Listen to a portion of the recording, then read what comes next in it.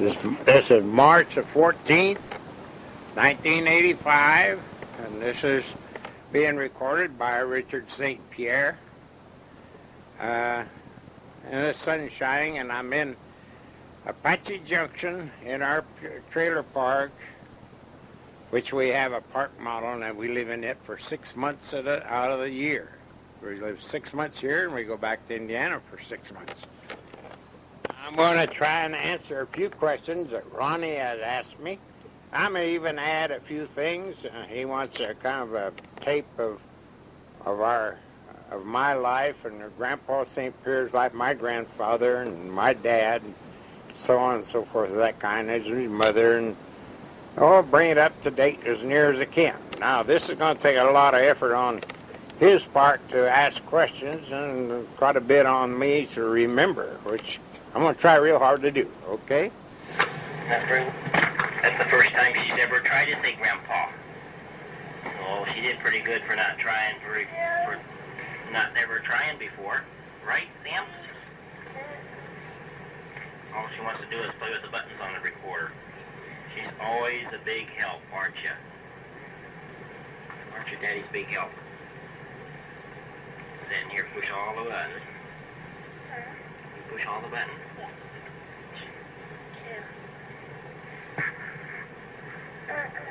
Say something.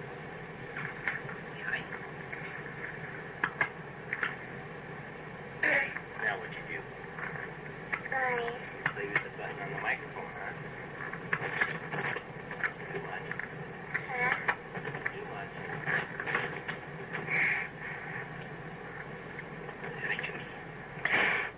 Hi, Judy.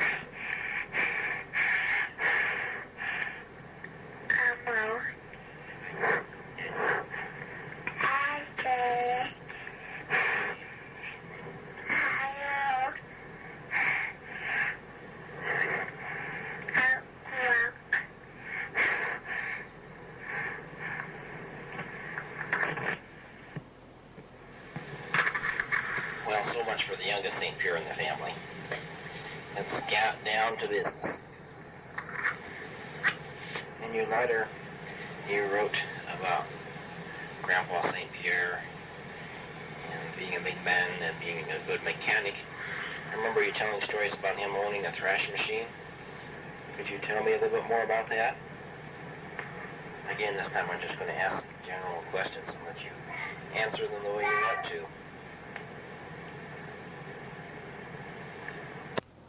I'll try and answer some of them questions right now.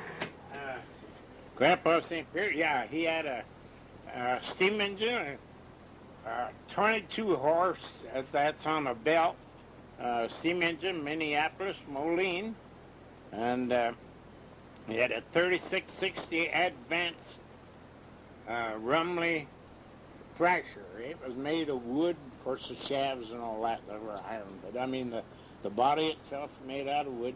When I say 3660, it was 60 inches wide and 36 feet long, okay? And of course they'd thrash from one house to another. It had what they call a thrashing ring or a run. And this run would have Grandpa and your Uncle Sam contract to thrash their grain or wheat and their oats each year. And there was a lot of thrashing rigs throughout the country. Each rig probably, other people owned them, probably had 400 or 500 acres of wheat to thrash, maybe a couple of hundred acres of oats and stuff like that. That time it seems as though they raised a lot of wheat. Then it got to where it reversed and there was more oats than there was wheat. Of course, I suppose that was according how much money they could make off of these different crops. All right, now that kind of takes it. And this here was a steam engine, by the way. And I know what it costs, brand new, with $3,200, which at that time was one heck of a lot of money. It came into Remington, the engine did, on a flat car, a railroad car, and they steamed it up, got steam on the car, and then they backed it off. I remember one evening it was, the time they got steam up and everything was late, and they backed it off on the ground, and then they left it there till the next day, and they drove it home. And it stayed in our yard, just about straight west of where the barn is, year-round, set outside. Now, it had a cab over it. Now, someday I'll draw, if you have never seen any pictures of it, kind of draw you a little sketch on how it looked. Driving wheels, the wheels that propelled it, was about 8 foot in diameter and about 30 inches wide. They were steel. The front wheels was about 4 feet high, and they were probably 18 inches wide, with a center rim in it to go clear around to make it steer better. And the way they steered it, had a regular steering wheel, but it was, you'd tighten up a chain on one side, and it'd turn the wheels like on an axle, it didn't pivot at the wheel itself. The whole thing would turn. And it'd go to the right, and it turned the other way, and go to the left. And the ground speed was about 2 to 3 miles an hour. And it couldn't drive that thing very fast because it'd shake itself to pieces, on the roads. And it had lugs on the back wheels, probably an inch and a half high. They were cast iron, kind of rounding like. I don't see how it even got any good traction. But the engine weighed a lot. It probably weighed 15 to 20 ton. And they kept it shined up, boy. Even after they sold it, it looked like brand new. It had brass bands around the boiler and painted red and green, the different parts of it. But the boiler itself, the engine itself, was black, coal black. The wheels was red, trimmed in yellow, if I remember correctly. It had a cab on it, and you sat inside out of the weather. And the windows would open and shut. They had it built in Wookett by a man named Foster. The family isn't there anymore. It's a different Foster than the ones that's there now. So much for that. Now I'm going to shut you off. Now, the car, it was an Overland car, he first had 4-cylinder cars. Way back, like 1917, 1918, you had 2 of them. I can distinctly remember them. They were a cloth top, had 2 seats, one front and a back, and a windshield, and had the gear shifts on the floor. And, of course, they didn't have a foot feed and didn't know what an accelerator was. And for many years, they had a hand throttle. They just set that and go down the road. Well, finally, in about 1922, 21, maybe along in there, there was a 6-cylinder Overland car come out. Had a Continental motor in it. And it was a great big 7-passenger touring car. It was in Rensselaer, used for sale. And Dad, he bought it. Well, we never even got home with it that day. It blew out 2 tires between Remington and Rensselaer. I remember that real well. And they had to come out and fix it for us, and heck, tires was hard to get. Well, we finally got home. But this car, it lasted a good long time. And it seems like, to me, I was just a little kid, because, man, could we go fast in that thing. And I suppose maybe 45, 50 miles an hour. But the dust would fly, gravel roads, And we'd go a lot. Now, you said something about where did we go? Well, we'd go maybe to Remington, Monticello, Rensselaer. That's about as far as we'd get away from home. Once in a while, we'd drive to Lafayette. Well, that was a 2-day getting ready thing. We could go and come back the same day, but it'd take us 2 days to get ready. The car had to be all polished up and cleaned up. And we'd pack our basket for dinner while we were in Lafayette, shopping, especially for school clothes and things of that sort. Maybe go to the bank. Dad had money borrowed at the Joint Land Bank in Lafayette, and maybe he'd go make his payments or something on that order. And it was a big trip there. We wouldn't drive real fast because we wouldn't be sure to get there and get back. And once in a while, we'd drive to St. Anne, Illinois, see all his mom and dad, both brothers and sisters, lived in St. Anne. There's 2 of them lived out here, Uncle Ed and Uncle Sam. There's main ones. I mean, most of them lived in St. Anne, Illinois. So we'd go there. And when we would go there, and then we'd stay overnight, come back home the next day. It took most of the day to get there and most of the day to get back. So we would be there maybe overnight and 5 or 6 hours the first day and 3 or 4 hours the next day and come home. Now, I got to listen to you a while. One thing I remember about her was her big garden. You want to say anything about that? And the house was built in 1918. Who built it? Did Grandpa build most of it? I remember a lot of the lumber seemed to be really, really long and odd shape.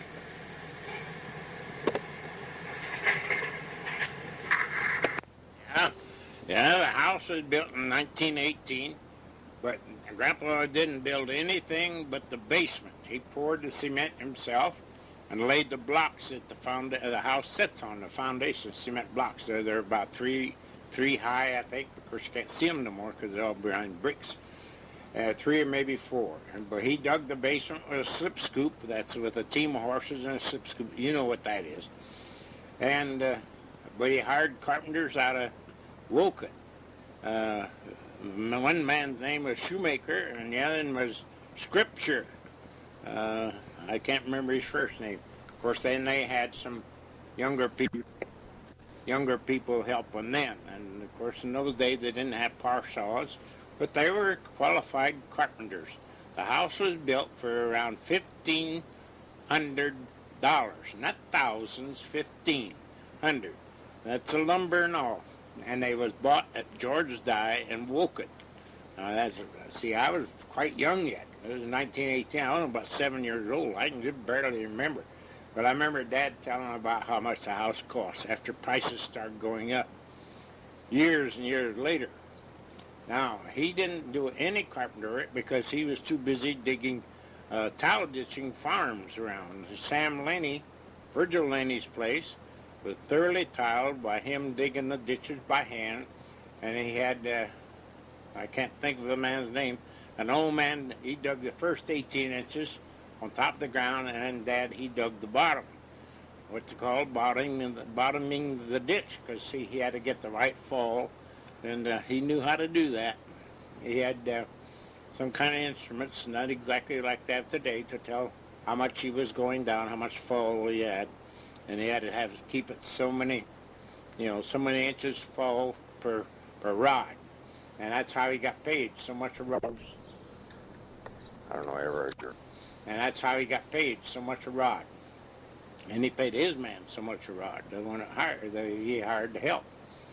Then, beside that, he'd do that in the summertime. Besides that, he farmed the 80, and he also did shelling, corn shelling, which pulled it with this steam engine, and a little bit of corn shredding. That is, in the fall, they'd cut corn stalks, and the farmers would, and then shred that and blow that in a haymow, feed their cows. And so he was quite busy. As far as a mechanic, yeah, he was very, very good. He built anything that he wanted, he'd build it himself. Like if he broke a double tree for the horses, he'd never go to town and buy one. He'd get him a piece of oak or hickory, and he'd hew that out and drill the holes in it and put his single trees on it and everything of that sort.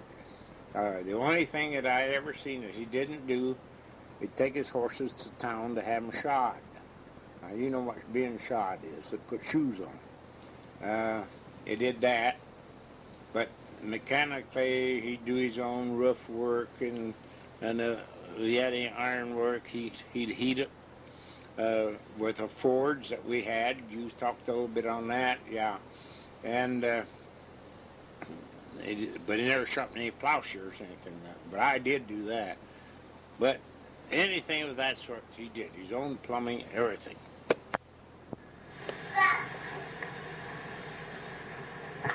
Did you work the farm with horses? When did Grandpa get his first tractor? Yeah, we worked the farm with horses.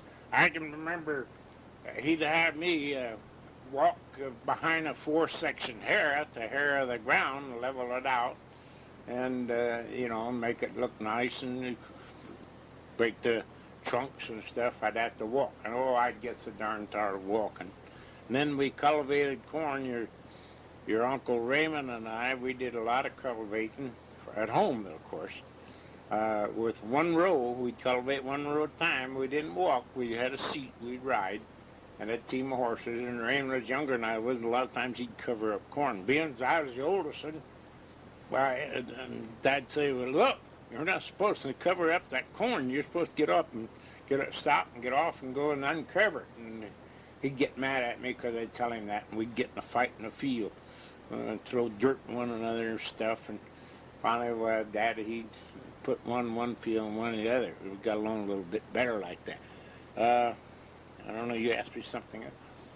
You're gonna forget. Yeah, you asked me. I found out what year Grandpa bought his first tractor. Well, his first tractor he bought was a 1020 International on steel, and it was bought second-handed, probably the year about 1928, 27, along in there. And all we used it for was to plow, and that was a big deal. And then finally I got married in 1932, you know.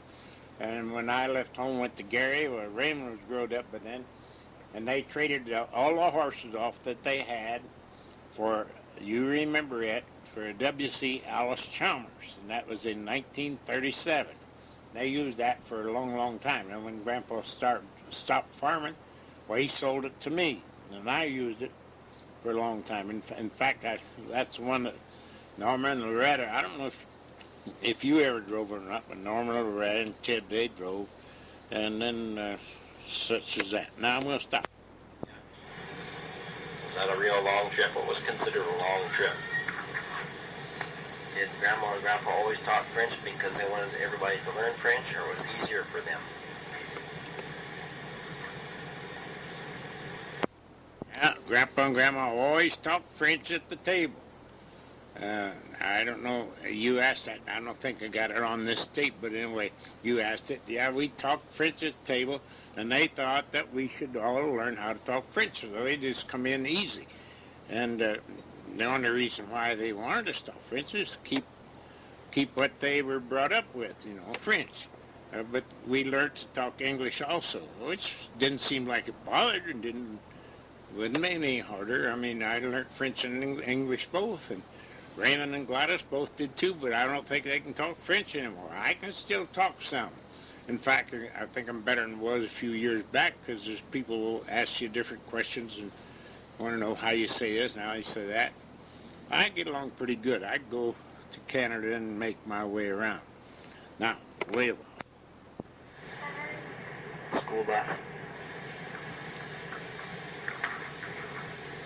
Did you ever have a horse for a pet?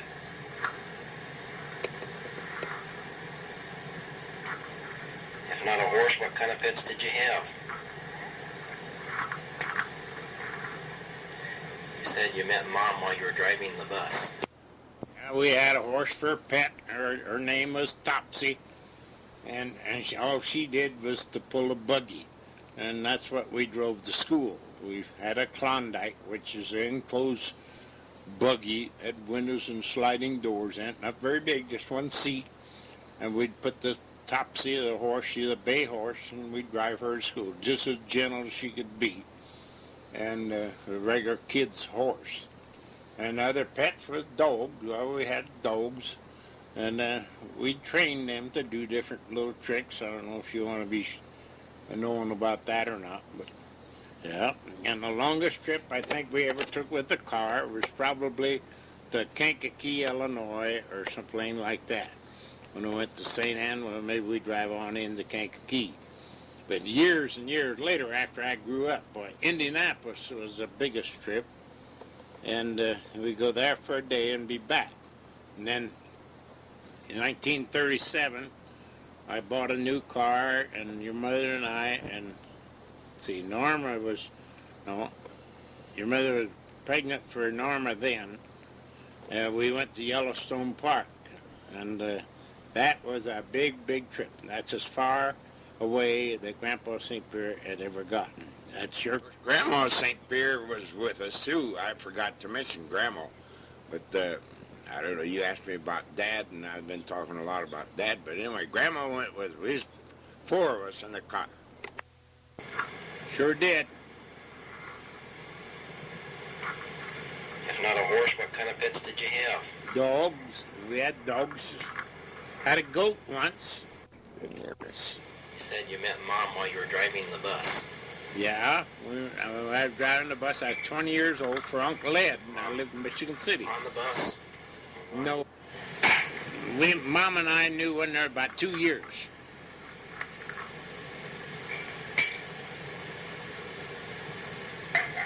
How did you like living in Gary, Indiana? Oh, we liked that. Okay, fine.